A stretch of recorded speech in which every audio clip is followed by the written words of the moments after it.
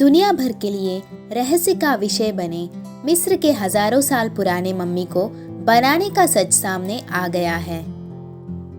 पुरातत्ववादियों ने करीब 3500 साल पुरानी एक किताब से किसी लाश को मम्मी बनाने की सबसे पुरानी प्रक्रिया का पता लगा लिया है। बताया जाता है कि करीब 4000 साल पहले से ही प्राचीन मिस्र में इंसान के मरने के बाद उसे मम्मी बनाने की प्रक्रिया चल रही है। अब यूनिवर्सिटी ऑफ कोपेनहेगन के शोधकर्ताओं को किताब से लाश को मम्मी बनाने की सबसे पुरानी प्रक्रिया का पता चला है। यह किताब एक भोजपत्र की शक्ल में है और उसे पेरिस में रखा गया है। इस किताब से कई डरावनी चीजें निकलकर सामने आई है। आइए जानते हैं प्राचीन मिस्र में कैसे लाशों को बनाया जाता था।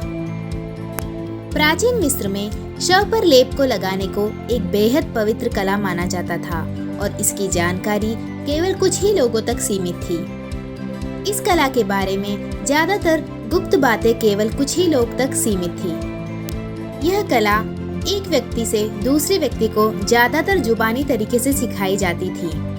मिस्र मामले के विशेषज्ञों का मानना है कि शव पर लेप लगाए जाने के बारे में लिखित में साक्ष्य अति दुर्लभ है।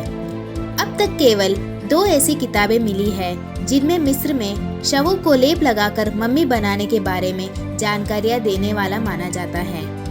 अब पुरातत्ववादियों को भोजपत्र की शक्ल में मौजूद एक ऐसी मेडिकल बुक को पढ़ने में सफलता मिली है जिनमें मम्मी बनाने की पूरी प्रक्रिया को समझाया गया है। इस किताब में हर्बल मेडिसिन और त्वचा के सूजन के बारे में जानकारियां दी गई है। इस किताब को हाल ही में यूनिवर्सिटी ऑफ कोपेनहेगन में मिस्र मामलों की विशेषज्ञ सोफी चियोडेट ने संपादित किया है। यूनिवर्सिटी ऑफ कोपेनहेगन ने एक बयान जारी करके कहा कि इस भोजपत्र में सबसे पहले इस्तेमाल किए जाने वाले हर्बल इलाज के बारे में जानकारी है।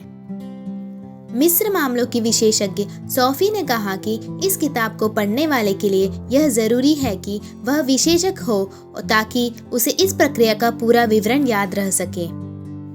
इसमें मलहम का इस्तेमाल और विभिन्न तरह की पट्टियों को किस तरह से लगाना है यह शामिल है। सोफी ने अभी अपनी पूरी स्क्रिप्ट को जारी नहीं किया है और इसे अगले साल जारी किया जाएगा। किताब में शव के ऊपर कैसे लेप लगाना है इसकी पूरी जानकारियां दी गई है। प्राचीन मिस्र के लोग मृतक व्यक्ति के सिर के ऊपर एक लाल कपड़ा लगाते थे। इस कपड़े पर कुछ प्लांट आधारित सॉल्यूशन लगा रहता था। इस सॉल्यूशन में सुगंधित पदार्थ और बाइंडर भी लगे रहते थे। इसका इस्तेमाल बैक्टीरिया और कीड़ों को मारने के लिए किया जाता था। इस किताब में एक और प्रक्रिया के बारे में बताया गया है जिसको पूरा करने में कुल 70 दिन लगते थे। शव के ऊपर लेप लगाए जाने का काम हर 4 दिन पर किया जाता था। इस दौरान लाश को सूखने और उसे बैक्टीरिया रोधी तरल पदार्थ में डाला जाता था। यूनिवर्सिटी ऑफ कोपेनहेगन ने बताया कि भोजपत्र में घरों के इस्तेमाल, एक देवीय पौधों के धार्मिक महत्व और उसके बीजों के बारे में जानकारी है। किताब के एक बड़े हिस्से में त्वचा के सूजन के इलाज को लेकर जानकारी दी गई है। प्राचीन मिस्र के लोगों का मानना है कि त्वचा की इस बीमारी को चंद्रमा देवता खोसू ने दिया है। सोफी ने कहा कि इस किताब से पहले से मौजूद 2 अन्य किताबों की तुलना का बेहतरीन मौका मिला है। उन्होंने कहा कि मम्मी बनाने की इस सबसे पुरानी प्रथा में से कई बातों को बाद में आई किताबों में जगह नहीं दी गई है। उन्होंने बताया कि मम्मी बनाने की प्रक्रिया को बहुत विस्तृत तरीके से समझाया गया है। इस किताब से पता चला कि प्राचीन मिस्र के लोगों के लिए 4 नंबर बेहद अहम था। शव पर लेप लगाने की प्रक्रिया को पूरा करने के लिए कब्र के पास एक वर्कशॉप बनाया जाता था। इस दौरान 70 दिन की अवधि को 2 भागों में बांटा जाता था।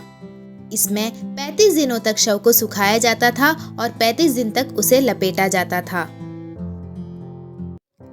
शव को लेप लगाए जाने के 4 दिन बाद उसके अंदर से शरीर के अंगों और दिमाग को निकाला जाता था। इसके बाद आंख भी नष्ट हो जाती थी। 70 दिन की पूरी प्रक्रिया में 68वें दिन मम्मी बनकर तैयार हो जाती थी और उसे ताबूत के अंदर रख दिया जाता था। ताकि वह मरने के बाद अपनी जिंदगी को जी सके। सोफी ने बताया कि 70 दिनों के दौरान मम्मी के लिए एक यात्रा निकाली जाती थी और मरने वाले के शरीर के शुद्धता का जश्न मनाया जाता था। शव पर लेप लगाए जाने के दौरान कुल 17 बार जुलूस निकाला जाता था। हर 4 दिन के अंतराल पर शव को कपड़े से ढका जाता था और सुगंधित पदार्थों के साथ तिनका डाला जाता था ताकि कीड़े और मुर्दाखोर दूर रहें। यह प्राचीन मिस्र के समय बचाई गई दूसरी सबसे लंबी किताब है। शोधकर्ताओं का कहना है कि यह किताब कम से कम 6 मीटर लंबी है और यह करीब 1450 ईसा पूर्व की है। इस किताब में ज्यादातर जानकारियाँ हर्बल उपचारों और त्वचा की बीमारियों के बारे में हैं। अगर आपको मेरी वीडियो पसंद आए तो प्लीज़ लाइक, शेयर और सब्सक्राइब कीजिएगा। Thank you.